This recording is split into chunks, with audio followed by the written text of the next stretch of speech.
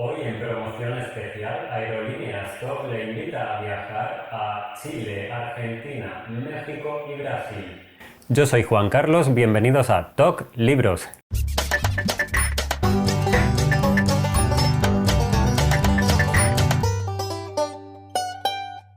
Bueno, lo primero, no quiero reclamaciones, lo del viaje es algo metafórico, y es que vamos a viajar por mis últimas 6 lecturas a los países que he mencionado. Pero antes quiero recordar que, este vídeo se está publicando en miércoles. Este lunes pasado hemos iniciado la lectura conjunta de este libro que veis aquí, La tiranía de las moscas, de Elaine Vilar Madruga. Si queréis, estáis a tiempo de uniros, porque nada, llevamos un par de días y las tandas no es que sean demasiado largas, así que tenéis tiempo de sobra. En la descripción de este vídeo va a estar también el enlace al grupo de Telegram donde estamos comentando esta lectura conjunta. Bueno, y ahora sí, pasamos al vídeo de hoy, que como he dicho es el resumen de lecturas, mis últimos 6 libros leídos. Sí, es verdad, se junta mucho con el vídeo anterior, pero es que ya tenía varios libros leídos prácticamente para hacer 2 vídeos, y este es el segundo de ellos, así que vamos a ello.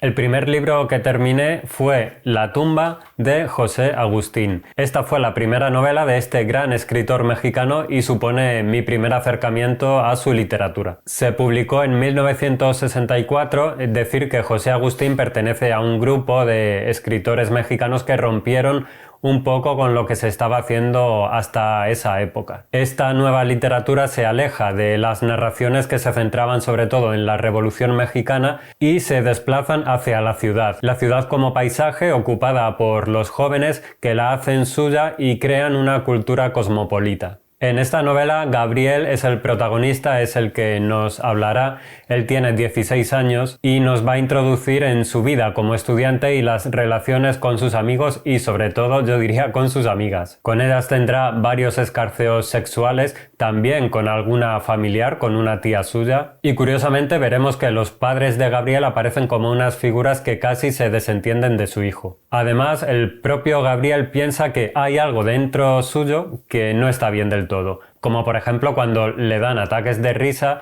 en situaciones algo comprometidas que no tienen absolutamente nada de graciosas. Se ha dicho de esta novela que es una novela de adolescentes para adolescentes. Yo no estoy del todo de acuerdo porque aquí se muestra y en esta novela se esconde un poco la complejidad de lo que es la mente de un adolescente, que pienso que puede llegar a descolocar incluso a una persona adulta. Entonces no creo que sea, por supuesto, una obra únicamente para adolescentes, aunque el autor le dé voz a una generación que vive con despreocupación y con desenfado, con rebeldía, pero que también es víctima de una profunda soledad existencial. La novela parece ligera, se lee muy rápido, es desenfadada como sus personajes, pero según van transcurriendo las páginas se va volviendo algo turbia, algo extraña tal vez. Hay elementos recurrentes que ocultan simbolismos, como por ejemplo cuando Gabriel despierta y siempre está viendo ese techo de color azul que oculta una desgana vital tremenda. Ayuda mucho a esa lectura casi desenfrenada la gran cantidad de diálogos que se incluyen en este libro, que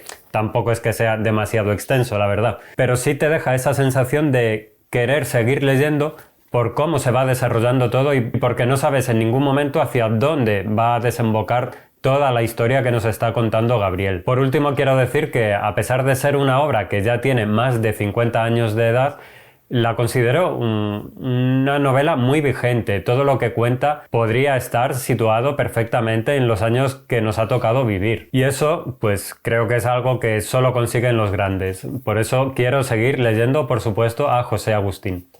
De México nos vamos a Chile. La primera parada en Chile de este recorrido. Luego tendremos otra parada más. Y nos vamos de viaje junto con el Club Literario de Empieza por Leer, que en su visita a Chile propuso leer Mapocho, de Nona Fernández. Este libro fue escrito en 2002 y digamos que reeditado con ciertas correcciones en 2019. Básicamente son correcciones de estilo que en nada afectan a lo que es la trama, la historia y el contenido de esta novela. Cuando hablé de Mugre Rosa de Fernanda Trías, dije que era un buen ejemplo de qué tipo de literatura me gusta a mí. Bueno, creo que este es Otro perfectísimo ejemplo de lo que a mí me gusta encontrar en un libro. El título Mapocho hace referencia al río Mapocho que cruza Santiago de Chile y que es protagonista un poco de la inspiración que tuvo la autora para escribir esta novela, ya que la idea le vino al observar una fotografía donde se podían apreciar 3 cadáveres a orillas de este río, del Mapocho. Y esta es una novela principalmente sobre la memoria personal y memoria histórica.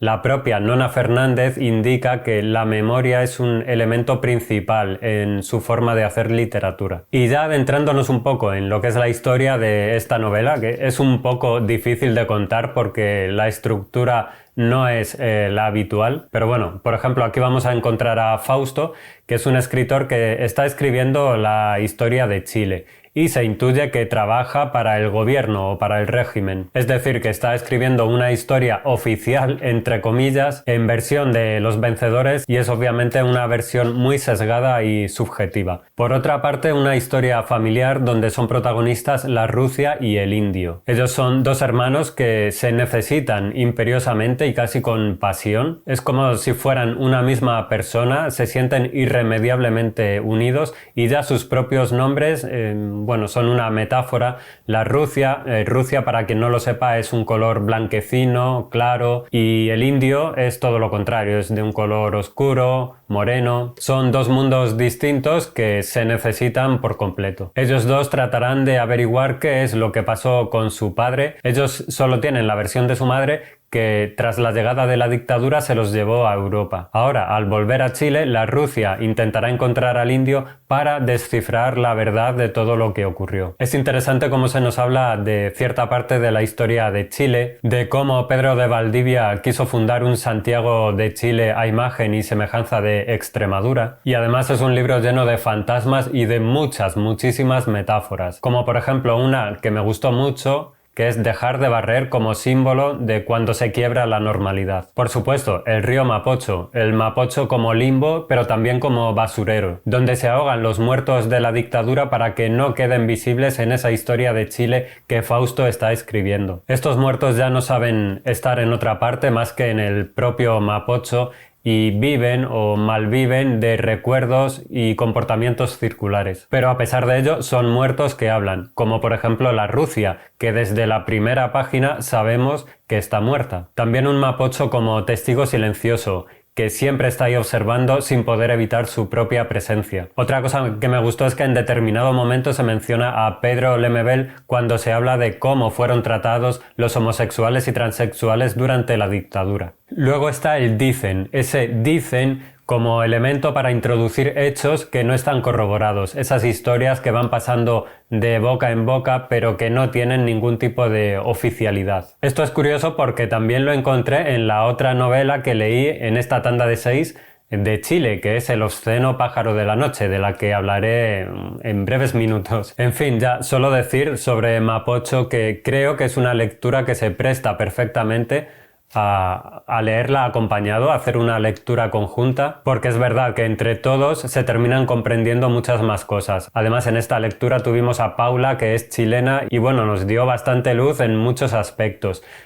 Os voy a dejar también un enlace a un vídeo que hizo la propia Paula hablando de Mapocho y que me parece una reseña perfecta. Es un libro que no es fácil desentrañar ese tejido narrativo que plantea Nona Fernández. Ella va dejando migas de pan por el camino para que sea el lector el que las vaya recogiendo y conformando pues un pan completo que tal vez no llegue a tener una forma definida, pero sí que va a conseguir tener un sentido. Es un libro que me encantó, además, no sé si lo he dicho, pero también fue la primera novela de Nona Fernández y bueno, me parece excepcional que alguien se lance a escribir una primera novela y lo haga de esta manera.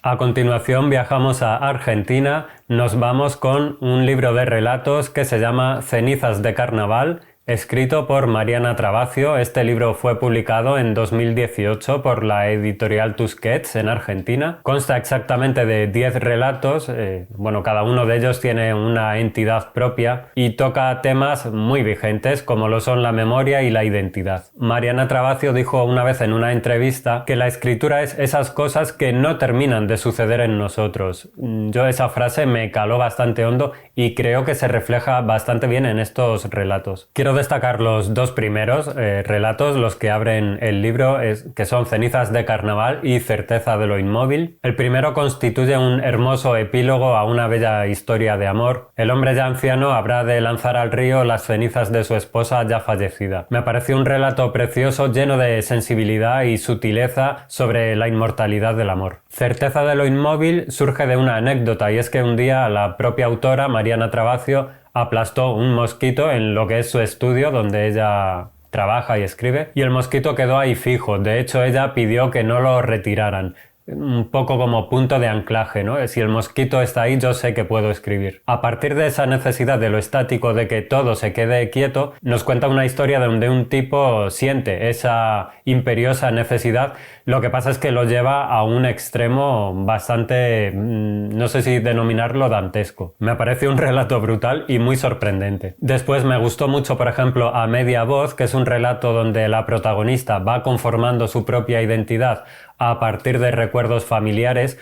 Hay uno que tengo clavado, que es una escena donde su abuela está orinando, que me parece una escena sacada casi de una película de terror. Bueno, ese momento me puso los vellos de punta. Y es curioso porque no es un relato, ni mucho menos de terror. Después otro relato que me gustó, Matriz, donde una mujer, ella dice que tiene serpientes en la tripa y se muestra muy sobreprotectora con sus hijos. Es otra de esas historias que se lleva al extremo. Es verdad que de todo el conjunto de 10 relatos creo que hay 2 que resultan más relajados, más reconfortantes tal vez para el lector, más musicales si se quiere, que son el primero del que he hablado, Cenizas de Carnaval, que es el que da título al libro entero, y también Es de noche y en la otra orilla. El resto tienen todos ese cierto toque de inquietud, ese pensar que hay algo que no está bien y que te hacen moverte en el sillón porque no estás cómodo leyendo lo que estás leyendo. Creo que Mariana Trabacio apela directamente a esa incomodidad para contarnos estas breves historias. Como siempre ocurre en todos los libros de relatos, unos me gustaron más que otros, pero es verdad que ninguno me disgustó y creo que la calidad media de todos y cada uno de ellos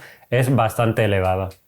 No abandonamos Argentina y tampoco abandonamos a Mariana Trabacio para hablaros brevemente de Quebrada, su última novela. Digo brevemente porque ya hice, una reseña, unas huellas que voy a dejar convenientemente por aquí para que le echéis un ojo. Allí me explayo sobre lo que me pareció este libro, este viaje emocional de los personajes a través de la aridez de un paisaje que vuelve a resultar crucial, igual que lo era en Como si existiese el perdón, su anterior novela, y que tiene muchos puntos en común con Quebrada. Aquí sobre todo vamos a encontrar migración y memoria. Migración desde varios puntos de vista, tanto del que se va como del que se queda, y memoria familiar, esa necesidad de darle un lugar a nuestros antepasados, a nuestros muertos, que en definitiva son gran parte de lo que somos. No voy a decir más, vuelvo a remitiros a ese vídeo en el que hablo de Quebrada. Solo decir que me parece un nuevo encantamiento hacia el lector por parte de la autora Mariana Trabacio. Ahora sí cambiamos de país y nos vamos concretamente a Brasil para hablar de El secreto de Augusta de Machado de Asís. Esto en realidad es un relato. Tengo que decir que, no pongo por aquí el nombre de la persona que ha traducido este texto del portugués al español, porque curiosamente no viene en el libro. Yo he preguntado a la editorial de la UNAM y no he recibido respuesta a día de hoy. Este es mi primer acercamiento a Joaquim Maria Machado de Asís, escritor brasileño nacido en 1839. Este es un escritor clave para entender ciertos aspectos del Brasil de la segunda mitad del siglo XIX. Aquí se nos va a hablar de una pareja, de un matrimonio, que concretamente son Vasconcelos y Augusta. Ellos tienen una hija que se llama Adelaida, que es bastante parecida a su madre. Y bueno, un día Vasconcelos se dará cuenta de los problemas económicos que tiene, ya que entre unos y otros han dilapidado por completo la fortuna familiar. La aparición de Gómez, que es un amigo de Vasconcelos, confesando su amor hacia Adelaida, parece una buena salida a esos problemas económicos. Pero la tenaz y continua oposición de Augusta a esa posible unión nos hace pensar que tal vez esconde algún secreto, de ahí el título de este relato. Más allá de esta trama que parece casi de vodevil, se esconde una feroz crítica hacia una manera de vivir, tal vez demasiado frívola, que no es capaz de apechugar cuando las cosas vienen mal dadas. Se nos habla de la decadencia de la clase alta y su falta de responsabilidad, el doble rasero. Todo va bien cuando hay dinero y hay comodidad. Se hace incluso la vista gorda ante asuntos graves que pueden incomodar esa estabilidad, pero finalmente cuando todo salta por los aires sale a la luz ese comportamiento caprichoso. Finalmente ese secreto de Augusta resulta muy acorde a todos los comportamientos que hemos estado observando durante toda la narración, y es que el lector se queda asombrado ante tanta frivolidad. Me ha parecido un buen relato, me sorprendió leer en algún sitio que, bueno, decían que podía ser un poco complicado de seguir debido al lenguaje formal empleado por el autor.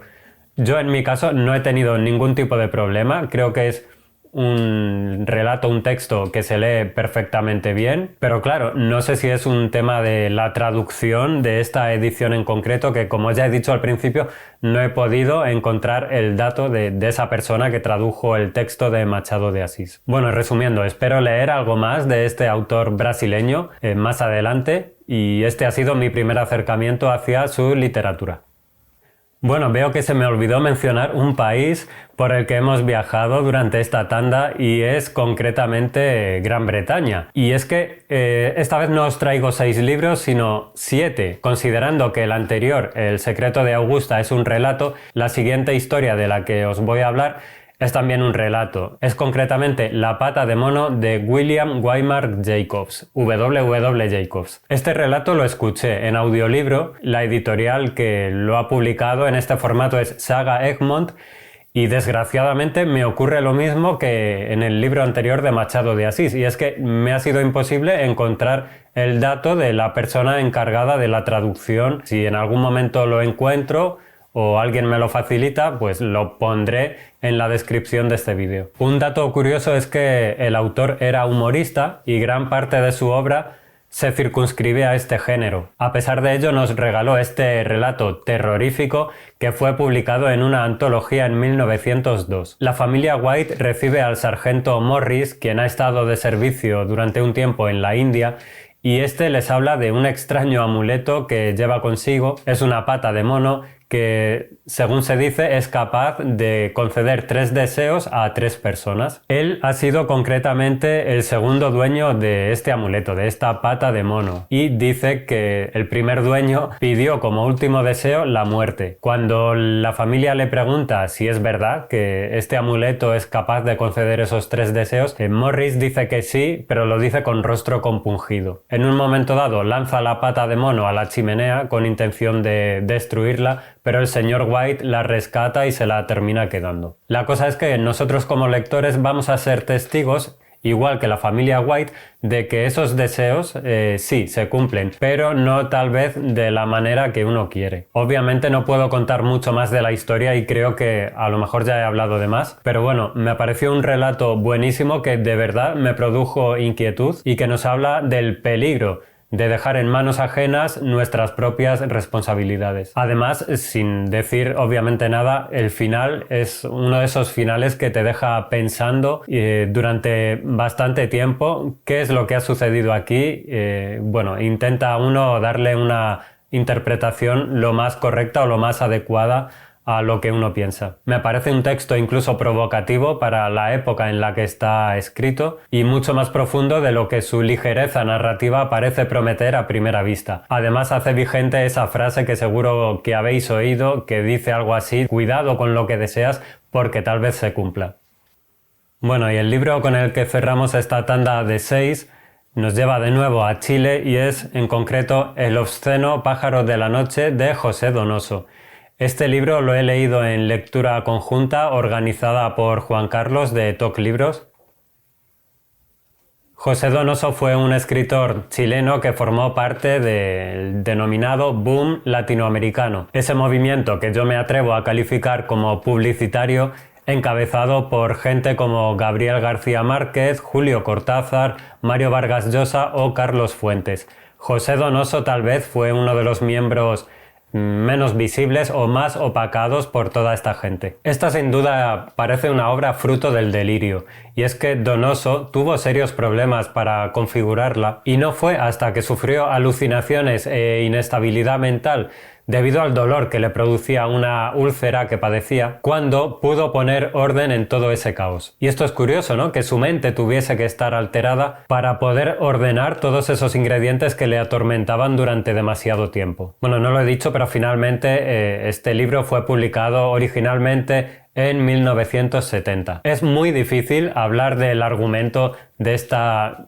novela, decir que aquí vamos a encontrar dos escenarios diferenciados. Uno es la casa de ejercicios espirituales de la encarnación de la chimba, ahí queda eso, y el otro es La Rinconada. En el primero viven mujeres que han quedado relegadas. Por una parte muchachas huérfanas y por otro unas viejas que malviven en ese lugar. Sin embargo, La Rinconada es algo así como un Disney Freak, una ciudad, un parque temático creada en torno a Boy, que es un chico, un niño que nació deforme y su padre lo enclaustró en este mundo ficticio y para ello lo rodeó de varios otros monstruos humanos. A pesar de ser tan distintos, ambos lugares, como veis, recogen lo que la sociedad desecha. Ante todo, esta es una novela sobre la difuminación de la identidad, sobre cómo moldearla, ocultarla, traspasarla, transformarla y en última instancia y por encima de todo hacerla desaparecer. Pero también es un poco una oda a lo diferente, tanto en la propia estructura en la que está creada esta novela, hasta, por ejemplo, ese parque temático donde se confina todo aquello que se sale de los cánones. Esto es curioso porque se juega con ese concepto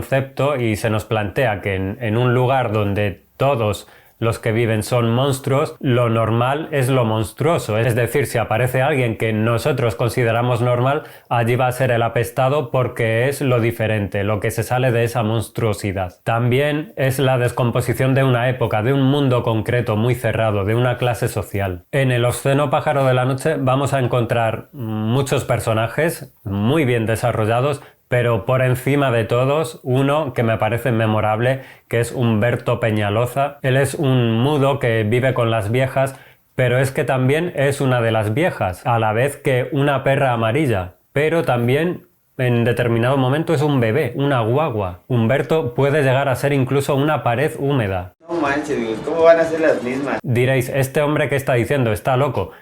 Pero es que es así, eso es lo que vamos a encontrar en esta novela, El obsceno pájaro de la noche. Sé que es un delirio, una locura, pero es tal cual. Este personaje, Humberto Peñaloza, con todos sus nombres, con todas sus identidades, es el nexo de unión de todo lo que contiene esta novela, es su principio y es su final, sus infinitos recovecos que aparecen y desaparecen a su antojo. Pero también este personaje es todo lo que no se cuenta, es un ser omnipotente pero también sufriente. Yo iría más allá y diría que es el propio delirio de José Donoso concentrado y convertido en personaje. Buscando información extra sobre la novela, para hablaros también un poco de ella, encontré otra reseña en la que decían que Humberto carece de unas bases firmes sobre las que madurar y evolucionar. Es por eso que su desarrollo, tanto emocional como intelectual, se sale por completo de la normalidad. Tengo que decirlo, posiblemente esta es la lectura más exigente que yo he hecho. Es un libro que exige máxima concentración y máxima atención al lector. Y es que en ese delirio Donoso es capaz de cambiar el narrador en una misma frase, descolocando por completo al lector, que en muchas ocasiones se desespera, no sabe a qué atenerse, no sabe a qué clavo ardiendo agarrarse, no entiende nada, pero es curioso porque a la vez igualmente se puede disfrutar muchísimo de esta novela. Por ello mi consejo es que si vais a leer este libro o si queréis hacerlo, lo hagáis tratando de no entender todo lo que vais a encontrar en él. Simplemente dejad que Donoso os sumerja en su narración casi esquizofrénica, y si podéis hacer una lectura conjunta con alguien más, creo que es un libro que se presta muy bien a ello, ya que va a haber múltiples interpretaciones, pero más de una os va a abrir los ojos sobre este conglomerado que Donoso ha metido aquí en estas casi 500 páginas.